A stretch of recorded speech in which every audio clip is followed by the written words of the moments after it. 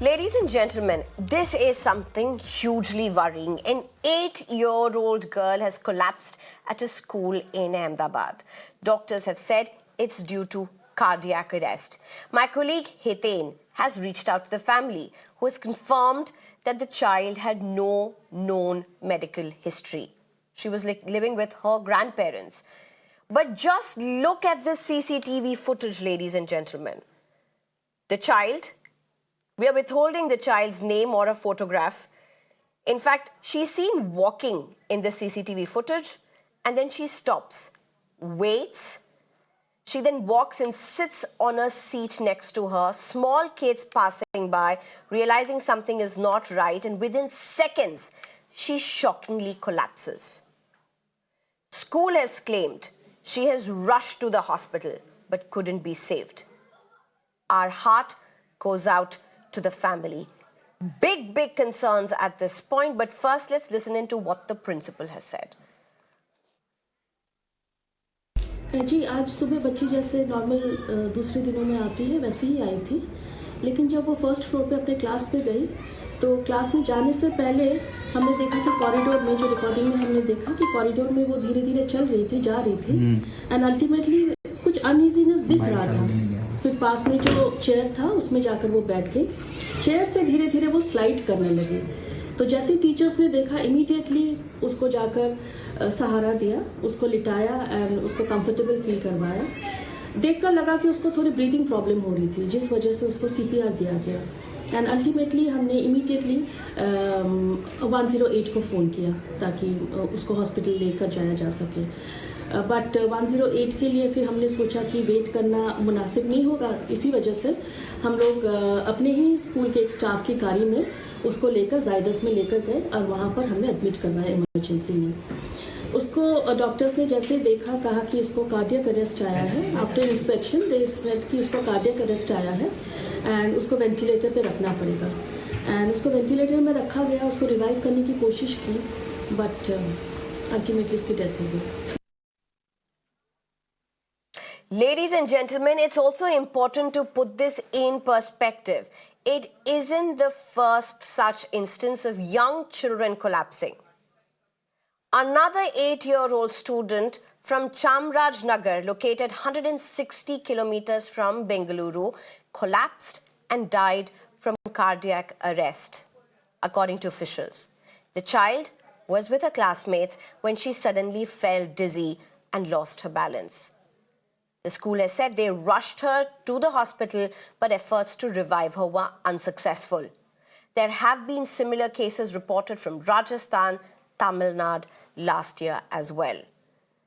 I'm being joined at this point by Dr. Professor N.N. Khanna, who is a senior cardiologist and advisor to Apollo Group of Hospitals, Dr. Sanjeev Bagai, who is a pediatrician, as well as Dr. Shikha Sharma, who is a senior nutritionist. Thank you very much, all of you, for joining me. Dr. N.N. Khanna, first to you. How do you look at this? When all of us at the newsroom saw the visuals that emerged of this child, look at her. She's walking. She stops because she realized something is off. She herself must not have known because she doesn't have any history. That's what the family claims. So she didn't reach out to anybody. Then she walks a little bit, sits in the seat nearby because she realizes that she can't move forward. And there are young children walking past her, and they stop by to realizing that something is off with her. And by then she collapses. Mr. N.N. Khanna, firstly, just tell us, how rare is this, or is there something more to this?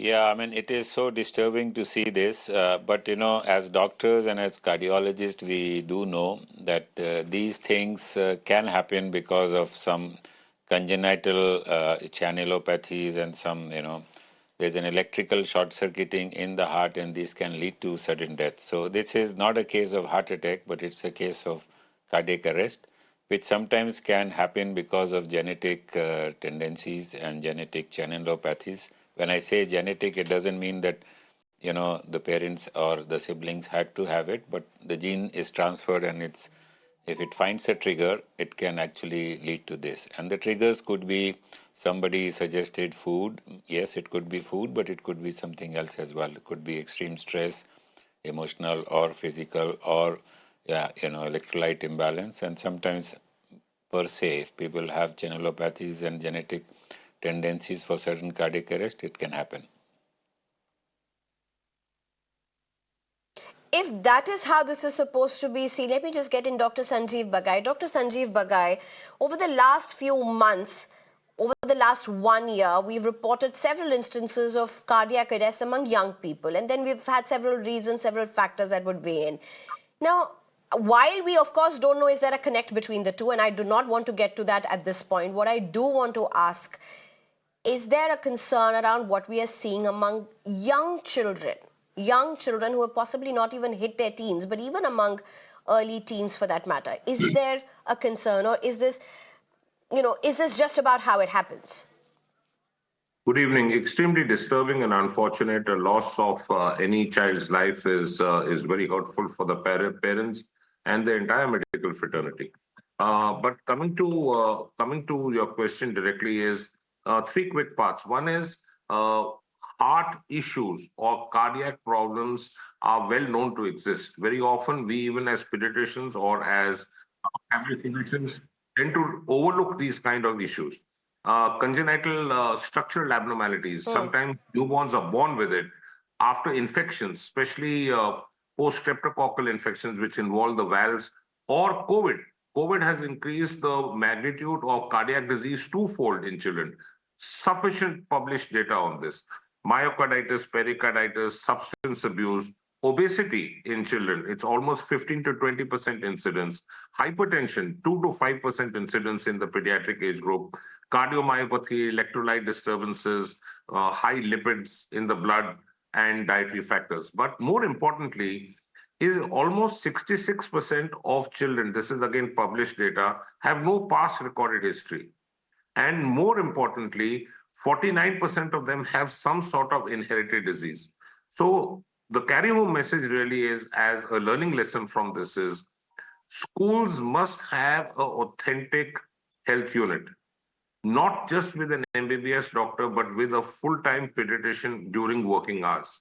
Point number two, especially schools who house Dr. thousands Sanjeev Bagai, Dr. Sanjeev Bagai, if I can come to you again. Dr. Sanjeev Bagai, apologies for that. So you were talking about how COVID, you spoke about several instances, and you also spoke about COVID pandemic and the impact. I want to stick on that for a little bit more.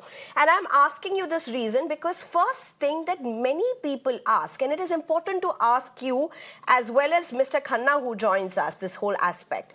Many people seem to suggest that these instances, one, are obviously increasing after the cardiac arrests, after the COVID pandemic, and if it is after the COVID pandemic, does it have any link to the vaccines that have been taken? Important to ask doctors, and that's why I'm asking this. Yeah, so very quickly, I think the school infrastructure must be enhanced. They must have an ambulance in-house and a qualified pediatrician to manage thousands of children. They must also have resuscitation facilities, not just CPR, but resuscitation facilities. But having said that, the entire huge anti-vax campaign was pushing to build a false narrative that vaccines are causing cardiac diseases. That is wrong. There are more than 46 or 47 international published peer-reviewed studies which have shown that vaccines are protective and not harmful to the heart. And the largest study is only in children. Only in children is the largest study has been published in JAMA in 2022-23, in which 1.6 lakh children were analyzed, and there is a direct link of COVID infection to increase the incidence of adverse cardiac events, arrhythmias, heart failures, thromboembolic phenomena, which we call as blood clots, strokes, myocarditis, and pericarditis. It's also important to note here that children at the age of 8 were largely not vaccinated in India. So there is no link of vaccine as far as this particular index case is concerned. Almost 70-80% of the incidence of COVID, especially during that time, was asymptomatic, and children were exposed to it. Children did get infected. So I think we need to keep that in mind. But having said that, there is a host of other reasons. But this is the carrying message that this child Absolutely. was having symptoms when she was walking. She was unsteady. Probably she was panting, felt breathless. She In felt fact, tired. Dr. Sanjeev Bagai, allow me to just again interrupt you because I'm told, I'm told the principal joins us again at this point. And since you're talking about the symptoms, let's just listen from Ms. Sharmishta Sinha herself. Thank you very much, ma'am, for taking your time out. Thank you. Very, very unfortunate incident. Our heart goes out to the school, more so to the family. But can you just very quickly tell us, Ms. Sharmishta Sinha, how did this unfold? It's unfolded because the child came in the morning by the usual van. And when she took the stairs and ultimately went to the first floor where her class is located, we could see that her steps were unsteady. And ultimately, she could find a chair there in the corridor where she sat. And then, if you have seen the video, she started sliding down. Initially, we took that to be some kind of prank being played. But when the teacher understood that there is something serious with the child, we immediately tried to get hold of the child, made her comfortable, lie down, gave her CPR, and ultimately dialed 108. But without wasting much of time, because seeing her condition, we ultimately had to take her to the nearest hospital, that is Zydus, which took us only 5 to 7 minutes reaching there. Ultimately, she was admitted there in the emergency. And then the doctors came and told us that she has had the first cardiac arrest. They are trying to revive her. That is what they told. And they tried to definitely work on her. But then again, they came and told that there was a second cardiac arrest. And then she was put on ventilator. But ultimately, unfortunately, the little one succumbed. It's extremely tragic. And the worst part is she did not have any such kind of Absolutely. history. Yeah, that is the thing. Ms. Sharmishta, I also want to ask you one thing. I believe the school did try giving her CPR. Could you tell us a little about that? Yes. Our teachers actually are trained, and we have the apparatus also there in the school. Okay. So we tried to revive her, and yes, at one point of time, she opened her eyes. She was trying to gasp. She was trying to breathe in because by then even I had reached. We have our board practicals today, but immediately I rushed there, and then we thought we should not take things in hand because we are not qualified doctors. That is the main reason why we immediately took her to the hospital. Right. Thank you. Thank you very much, Ms. Sharmishta Sinha, for joining us. Thank you very much for your time. Dr. NN Thank you. Khanna, let Thank me you. take what the principal spoke straight up to you. Dr. NN Khanna, you heard that the school at least had some trained professionals in terms of teachers who were trained in immediate action. They did give her CPR, and there was a point when she seemed to be responsive. Now, my question to you, in instances like this, what must schools do? Or not just schools, anywhere where this can happen. Okay, so let's first talk about schools. I would definitely agree with the previous speakers, Dr. Bagai, that every school should have a pediatrician or a trained doctor, especially if it is a sizable school. And I'm very happy to know and note that the school had teachers who were trained in CPR and had equipments for CPR. If that should be the base standard for all the schools in the country. And if that is so, we can actually not only, save lives because of cardiac arrest, but we can also, diagnose these sort of disease. It could be, many a times what happens is the child has a viral fever, some sort of a viral myocarditis, and that can lead to this sort of a condition where the patient can suddenly get into heart failure or into, electrical short circuiting, which we call ventricular tachycardia or ventricular fibrillation. So my take home, my advice to all the teachers in the schools would be, seeing incidences like this, the school should be geared up with CPR facilities, trained teachers, and also paramedics, and the helping staffs in the school should be knowing when to do CPR and how to do a CPR and how to take the patient straight away to the nearest hospital. And if the most desirable thing is large-scale schools should have a pediatrician in the campus. I hope schools are listening, stakeholders are listening to this. Dr. Shikha Sharma, let me get you in at this point. Thank you very much for your patience. We heard the doctors speak, and you also heard about Dr. Sanjeev Bagai saying about there are several factors to this.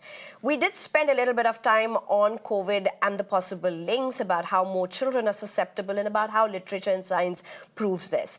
My question to you, Dr. Shikha, what would you tell parents, schools? Because let's face the facts. Many schools in today's times, particularly schools, whether it be with IB, CBSE or ICSE, the premier schools, they're also, in a way almost giving breakfast, snacks, lunch, and even a post-lunch meal inside the schools. It's compulsory. So it's not like the parents have an option to send tiffins. It's schools who provide the meals.